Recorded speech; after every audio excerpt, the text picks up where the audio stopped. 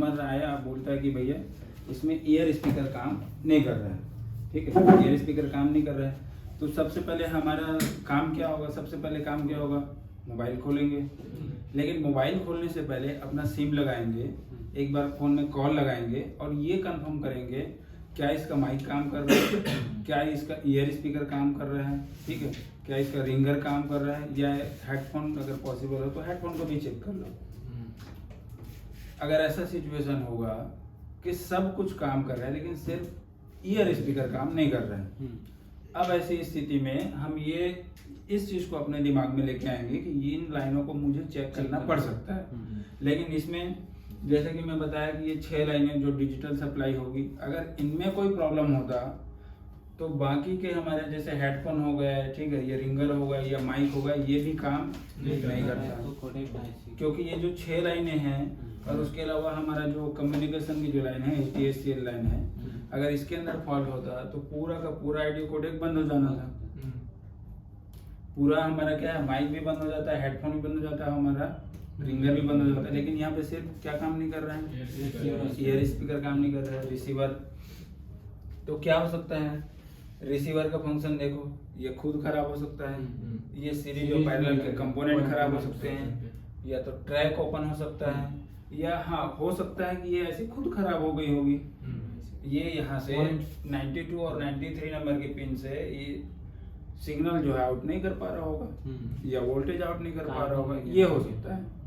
अब ज़्यादा माइंड लगाने की जरूरत नहीं है, सबसे पहले वही चीज़ करना है, क्या करना है, बाकी चीज़ों को कंफर्म करना है, माइक काम कर रहा है नहीं कर रहा है, स्पीकर ऑन करने के बाद बात हो रहा है कि नहीं हो रहा है, हेडफोन लगाने के बाद बात हो रहा है कि नहीं हो रहा है, इन चीज़ों को कंफर्म करो।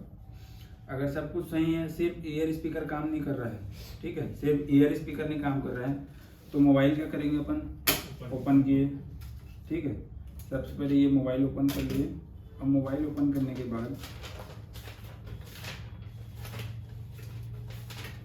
ये ओपन किए, ये हमारा क्या हो गया, ईयर स्पीकर, ठीक है, ईयर स्पीकर हुआ।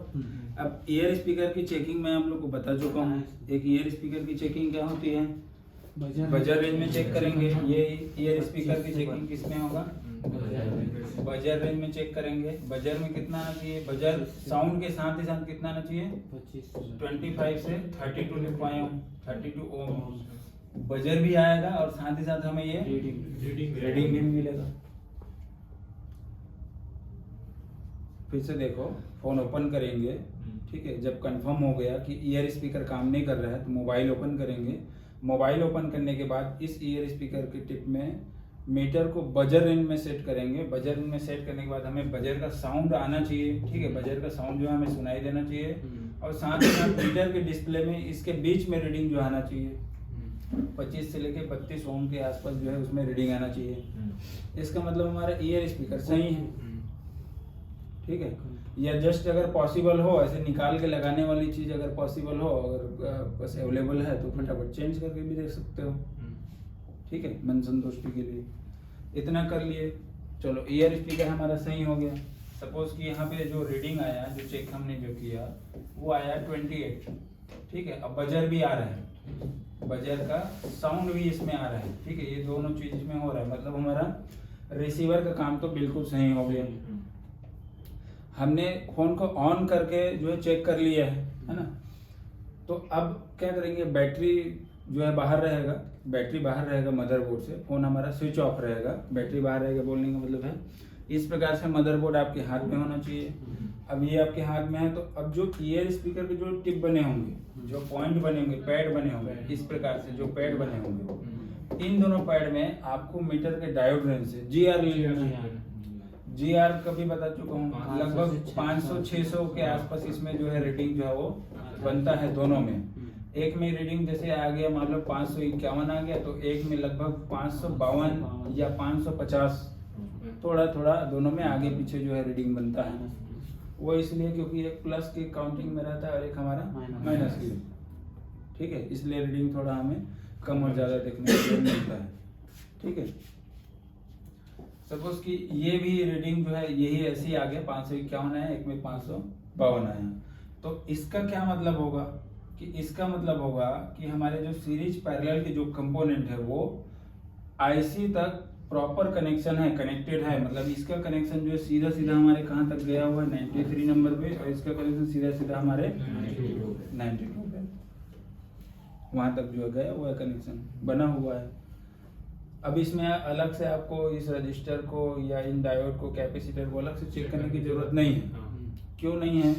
क्योंकि आप लोगों को पता है कि यहाँ पे जो रजिस्टर जो यूज में होता है, ये रजिस्टर, इसकी वैल्यू 0, इसका जो टीवीएस डायोड है इसका भी आपको चेकिंग पता है, कैपेसिटर का भी चेकिंग पता है। डायोड रेंज में ये हमें ऑयल आता है, डायोड रेंज में इसको भी चेक करें तो ये भी हमें ऑयल आता है, ठीक है। तो ये भी तो ऑयल वाला होगा क्योंकि 0 वैल्यू का है। तो अगर ओम्स रेंज में चेक करें तब ठीक है, बजर रेंज में चेक करेंगे तो ये तो हमें बजर मिलेगा ना, बजर रेंज में क्या मिलेगा, बजर मिलेगा, लेकिन डायोड रेंज में चेक करेंगे तो 0 मिलेगा क्योंकि ओम्स है नहीं। ये भी हमारा ऑयल दिखाएगा, इसको भी हमें ऑयल दिखाएगा। ये जो रीडिंग आ रहा है, एक 551 का रीडिंग आ रहा है और एक 552 का जो रीडिंग आ रहा है, ये दोनों रीडिंग किसका हो गया, हमारा आईसी का हो गया। इसमें से अगर कोई एक भी लीकेज हो जाता, जैसे ये डायोड लीकेज हो जाता, तो इसका मतलब है इस लाइन की रीडिंग जो है वो 552 के बजाय घट जाती रीडिंग। वो निर्भर करता कि कितना ज्यादा शॉर्टिंग हो। सपोज ये फुल शॉर्ट होता तो यहाँ पे डायोड रेंज चेक करोगे तो आपको ऑयल आएगा, रीडिंग क्या दिखाएगा, 0 आएगा।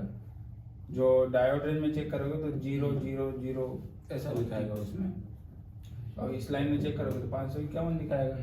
अगर ऐसा कुछ उटपटांग रीडिंग आता है तो गड़बड़ है। इस लाइन में फिर इसको बजर रेंज में मीटर को घुमाओ और इसको ग्राउंड के साथ मीटर का कोई भी एक पॉइंट रेड को या तो ब्लैक को यहाँ रख दो और दूसरा पॉइंट आप ग्राउंड के साथ रख दो। अगर ग्राउंड के साथ बजर किया इसका मतलब है या तो ये डायोड खराब है या तो ये कैपेसिटर खराब है। अगर ये दोनों सही निकला इसका सीधा मतलब है हमारी आईसी शॉर्ट हो चुकी है, ठीक है। इतना चेकिंग आ रहा है समझ में। अगर सब कुछ सही है, मान लो ये भी 551 आ रहा है, ये 552 आ रहा है, ठीक है, तो हमें जस्ट इस आईसी को जो है वो चेंज करने की जरूरत है। इस आईसी को चेंज करने की जरूरत है। हमें इधर सोचना ही नहीं है कि ये इधर ये कोई लाइन गड़बड़ हो, कोई डिजिटल लाइन गड़बड़ होगा, कोई कम्युनिकेशन की लाइन गड़बड़ होगी। क्योंकि कम्युनिकेशन की लाइन गड़बड़ हो जाएगी तब तो फोन ही डेड हो जाएगा, क्योंकि ये पावर आईसी के अंदर कोडेक है, ठीक है। अब ये 6 लाइनों में अगर कोई समस्या होता है तो इसका मतलब है कि आपका माइक भी काम नहीं करना है, हेडफोन भी काम नहीं करना है और आपका रिंगर भी काम नहीं करना है। लेकिन हमारे केस में क्या था कि सिर्फ ईयर स्पीकर काम नहीं कर रहा है। तो ऐसी स्थिति में 100% आप पावर एसी को चेंज करो, या मैं बोलूँ कि कोडेक को चेंज करो, तो आपका जो है काम जो है वो हो जाना है, मतलब ईयर स्पीकर जो है वर्किंग में आ जाएगा, ठीक है। चलो इसको एक बार फिर से समझते हैं कि पूरे फोन में ईयर स्पीकर जो है कैसे काम करता है। बताऊं फिर से, दोबारा बताऊं? ठीक है चलो ठीक है। तो इतना डायग्राम तो हम देख चुके हैं ना, इतना को तो बताने की जरूरत है नहीं भाई, सीरीज पैरेलल में सभी लगे हुए हैं, सबका काम आपको पता ही है, रजिस्टर डायोड कैपेसिटर सबका तो मेरे ख्याल से समझ में आता ही होगा, आगे है ना सबका। तो ये हमारा क्या है, पावर आईसी के अंदर छुपा हुआ क्या है, एक ऑडियो कोडेक है। तो अभी हम इसको कोडेक मान के ही पढ़ रहे हैं, ठीक है, कोडेक मान के पढ़ रहे हैं। तो इस कोडेक में जो है डिजिटल डेटा इनपुट होता है। डिजिटल डेटा इनपुट कहाँ से आएगा, हमारा सीपीयू से आएगा। कौन सी लाइनों से, 6 लाइनों से। मैं यहाँ पे वो 6 लाइनों का नाम भी आपको बता दिया हूँ, 174 है, 175 है, 149 है ना। तो 6 लाइन आप लोग देख रहे हो ना उसको डायग्राम में, तो वो 6 लाइन है। उन 6 लाइन से क्या डिजिटल सिग्नल किस में आता है, हमारे कोडेक में आता है। अगर इन 6 लाइन में से कोई भी एक लाइन अगर फॉल्टी हो जाता है तो हमारा पूरा का पूरा ऑडियो कोडेक बंद हो जाना है, पूरा ऑडियो काम नहीं करता है। सपोज कि कोई एक लाइन 174 नंबर अगर ऑफ हो गया, इसका मतलब है ऐसे स्थिति में उस मोबाइल में ना तो ईयर स्पीकर काम करेगा, ना माइक काम करेगा, ना हेडफोन काम करेगा, ना रिंगर काम करेगा, कुछ भी चीज काम नहीं करेगा, ठीक है। जिस समय हम किसी को कॉल लगाते हैं उस समय सीपीयू से डिजिटल डेटा इन 6 लाइन के माध्यम से किस में आता है, हमारे ऑडियो कोडेक में आता है। ऑडियो कोडेक उसको क्या कर देता है, डिजिटल जो सिग्नल यहाँ से जो आया, जो डेटा आया ईयर स्पीकर का जो डेटा आया, ईयर डेटा बोल सकते हैं आप उसको, ईयर डेटा, ठीक है। ये ईयर डेटा डिजिटल फॉर्म में होता है, उसको ये ऑडियो कोडेक एनालॉग में बदल देता है। एनालॉग में चेंज बदलने के बाद क्या करेगा, ये 92 और 93 नंबर से यहाँ से सिग्नल आउट करता है और साथ ही साथ वोल्टेज भी निकालेगा। 1.0 से लेके 2.0 के बीच में ये वोल्टेज होगा। अलग अलग फोन में अलग अलग वोल्टेज हो सकता है। वैसे मैक्सिमम फोन में ये रीडिंग आता है 1.5 वोल्टेज, 1.5 वोल्टेज, ठीक है। ये 1.5 वोल्टेज प्लस इसमें आपका एनालॉग सिग्नल भी होगा। वो आवाज जो आपके कानों तक सुनाई देना है, वही आवाज इस वायर में आएगा। लगभग 1.5 वोल्टेज के साथ साथ ये सिग्नल भी आपके किस में पहुंचेगा, ईयर स्पीकर तक, ठीक है। तो ईयर स्पीकर में आता है और ईयर स्पीकर से अपने को फिर जो है यहाँ पे साउंड जो है वो सुनाई जो देता है, ठीक है। इसको चेक करने का एक तरीका और ये भी होता है कि आप फोन को जैसे ओपन रख लो, ठीक है। ये फोन को हमने क्या किया, खुला हुआ रख लिए, जैसे ये खोल लिए फोन, ठीक है। इसको ओपन कर लिए, सिम कार्ड इसमें लगा दिए, कॉल लगा दो, कॉल इसको रिसीव कर दिए। कॉल रिसीव करने के बाद ये ऐसे उल्टा हुआ है, ठीक है। ईयर स्पीकर तो यहाँ हमारे ये उल्टा हुआ है। तो अब इसके जो पैड है, ये जो पैड है यहाँ पे है ना, मतलब कि मोबाइल का यहाँ पर इस पॉइंट में पैड में यहाँ पे कॉलिंग अगर चल रहा है तो वोल्टेज कितना बनना चाहिए, ये 1.0 से 2.0 वोल्टेज, जो मैक्सिमम फोन में ज्यादातर ये 1.5 के आसपास वोल्टेज जो है बनता है, ठीक है। तो ये वोल्टेज कॉलिंग के दौरान बनना चाहिए।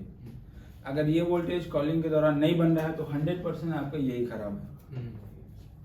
जीआर से अगर मान लो ये रीडिंग सही बन रहा है, ठीक है, जीआर से रीडिंग सही आ रहा है जीआर लेने के बाद, लेकिन वोल्टेज नहीं आ रहा है तो 100% आपका ये जो है खराब है। आपका कौन सा, कोडेक, ठीक है। कोडेक जो है वो खराब है, यहीं से तय हो जाना है। लेकिन अगर ऐसा हो कि यहाँ पे वोल्टेज बन रहा है, यहाँ पे वोल्टेज बन रहा है लेकिन फिर भी आवाज नहीं आ रहा है, तो इसका मतलब है इसको आपको चेंज करके देखना ही पड़ेगा, उसके अलावा और कोई चारा नहीं। क्योंकि अगर उस फोन में माइक भी काम कर रहा है, हेडफोन भी काम कर रहा है, रिंगर भी काम कर रहा है, सिर्फ और सिर्फ ईयर स्पीकर काम नहीं कर रहा है और ईयर स्पीकर के टिप में 1.5 वोल्टेज मान लो बन भी रहा है, जीआर भी हमारा बिल्कुल सही है, तो ऐसी स्थिति में इसको आपको चेंज करके देखना ही पड़ेगा और चेंज करने से प्रॉब्लम सॉल्व भी हो जाना है। मेरा पर्सनल एक्सपीरियंस रहा है, ऐसे मैं बहुत सारे फ़ोन बनाए हूँ जिसमें सब कुछ सही दिखाता है, वोल्टेज भी सही दिखाएगा, जीआर भी सब कुछ सही दिखाएगा, बस यहाँ पे जो है सिग्नल जो है वो नहीं बनते हैं। तो पावर ऐसी चेंज करने से प्रॉब्लम जो है अपना वो सॉल्व हो, चेंज करने से ना, रिवॉल्व करने से नहीं, चेंज करना पड़ेगा, नया लगाना पड़ेगा। उसमें नए लगाते हैं तो तब जाके जो है प्रॉब्लम जो है वो सॉल्व होता है।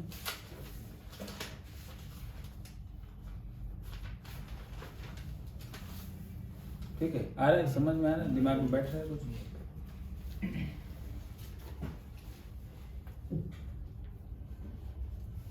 तो देखो आप लोग को अभी मैं समझाया हूँ, हो सकता है समझ में आ जाए, ठीक है, लेकिन कल को दूसरा चैप्टर चलेगा, दूसरा क्लास लगेगा तो हो सकता है इसको भूल जाओ। इसलिए आप लोग को कॉपी पेन साथ में लेके चलते हैं। अब ये डायग्राम को बनाना पड़ेगा आप लोगों को, डायग्राम बनाओगे, साथ ही साथ में इसके चेकिंग के टिप्स भी लिखोगे, ठीक है। ये डायग्राम बना, इसको कैसे नोट बनाएंगे, हमारी कॉपी में कैसा नोट होना चाहिए इसका, ये डायग्राम बन गया, ठीक है। चाहो तो इसका आप ऐसा वर्किंग लिख लो, ठीक है, नहीं ऐसा वर्किंग लिख लो। वर्किंग लिखने के बाद ये पूरी कहानी जो मैं बताया हूँ, जैसे जब हम कॉल लगाते हैं तब CPU IC से डिजिटल फॉर्म में डेटा जो है किस में आता है, ऑडियो कोडेक में आता है। ऑडियो कोडेक उस डिजिटल डेटा को एनालॉग में कन्वर्ट करके ईयर स्पीकर को देता है, ठीक है। कॉलिंग के दौरान ईयर स्पीकर के पॉइंट में जो है 1.0 से लेकर 2.0 तक वोल्टेज बनता है और कॉल डिस्कनेक्ट कर देने के बाद यह वोल्टेज 0 हो जाता है। इतना लिख लिए, उससे कम से कम आपका CPU का जिक्र आ गया, कोडेक का जिक्र हो गया, और कोडेक के बाद आपका ईयर स्पीकर के पॉइंट में क्या वोल्टेज आना है, कॉलिंग के दौरान इतना चीज़ कवर हो गया। उसके बाद चेकिंग के टिप्स लिख लो। फिर इसमें क्या बनाओ, चेकिंग मैं बताते चलूँगा, ठीक है, स्टार्टिंग है तो ये चेकिंग लिखो।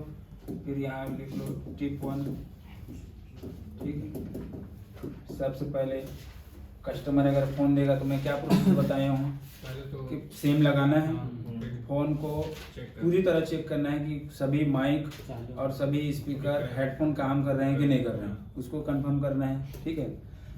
तो उसको आप लिख लो, ठीक है। पहला प्रोसेस कि सिम लगाकर इनकमिंग आउटगोइंग करके रिंगर, स्पीकर, माइक सभी को चेक करना है। अगर सब कुछ सही हुआ, ठीक है, अगर मान लो हमारा जैसे सब कुछ अगर सही हुआ, रिंगर भी काम कर रहा है, ठीक है, माइक भी काम कर रहा है, तो ऐसी स्थिति में मोबाइल को खोलेंगे। अब मोबाइल खोलने के बाद रिंगर ईयर स्पीकर को चेक करेंगे। तो ईयर स्पीकर की चेकिंग भी बता दिया हूँ कितना आएगा उसमें। बजर रेंज में चेक करना है, बजर रेंज में रीडिंग कितना आएगा 25 से 32, ठीक है, वो लिख लिए। वो लिखने के बाद फिर GR की वैल्यू लिख लो आप, GR दोनों पॉइंट में GR लेना है, ये भी चेक कर लिए। इसके अलावा अगर आपको और कंफर्म करना है तो उसी कंडीशन में मोबाइल को चालू कर दो, सिम लगा दो, कॉल को रिसीव कर दो। कॉल रिसीव करने के बाद इन दोनों पॉइंट में वोल्टेज चेक कर लो। उन दोनों पॉइंट में वोल्टेज चेक कर लो। अगर मान लो वोल्टेज बन जाता है, जो कि बन ही जाना है, मैक्सिमम टाइम में बन ही जाता है। अगर रीडिंग जैसे यहाँ पे सही दिखा रहा है, जैसे 500-600 के आसपास रीडिंग उसमें बनता है, तो इसका मतलब है जरूर इसमें वोल्टेज भी बन रहा होगा। अब वोल्टेज बन रहा है, इसका मतलब है पावर ऐसी कोई चेंज करना पड़ेगा आपको। ये मैं अपने एक्सपीरियंस के तौर में बता रहा हूँ आपको कि अगर वोल्टेज बन रहा होता है तो ऐसी स्थिति में आप जो है इसको चेंज करो, कोडेक को चेंज करो, तो जो है आपका प्रॉब्लम जो है सॉल्व हो जाता है। कंफ्यूज तो नहीं हो रहा है ना कि कई बार पावर ऐसी बोल दे रहा हूँ, कई बार कोडेक बोल दे रहा हूँ। मैं पहले ही समझा चुका हूँ कि इस फोन की पावर जो PM 8937 की IC है, ये कई डिपार्टमेंट से बना हुआ है। ओवरऑल तो ये पावर IC है ही, इसके अंदर हमारा कोडेक है, इसके अंदर एक छोटा सा डिपार्टमेंट क्या है, कोडेक IC इसके अंदर छिपा हुआ है। आइडियो कोडेक इसके अंदर है। तो अभी हम किसको पढ़ रहे हैं, एक सेक्शन को पढ़ रहे हैं, ठीक है। बाकी के सेक्शन को भी पढ़ते चलेंगे, डेट सेक्शन में पढ़ेंगे, ठीक है, चार्जिंग सेक्शन में पढ़ेंगे। इसलिए हम इसको जो है कोडेक के रूप में भी इसको समझ रहे हैं, ठीक है। अब इतना लिखो, उसके बाद मैं इस कोडेक का वोल्टेज के बारे में बताऊंगा, ठीक है। कोडेक का भी देखो, अभी हमने इसको वोल्टेज नहीं दिया है। किसी भी IC को काम करने के लिए वोल्टेज चाहिए होता है, पॉजिटिव और नेगेटिव वोल्टेज चाहिए होता है, ठीक है। तो अभी हमने इसके वोल्टेज का जिक्र अभी हम नहीं किया है। अभी हम इसका वर्किंग वोल्टेज देखेंगे, इसका हम जो है कंट्रोल लाइनें देखेंगे।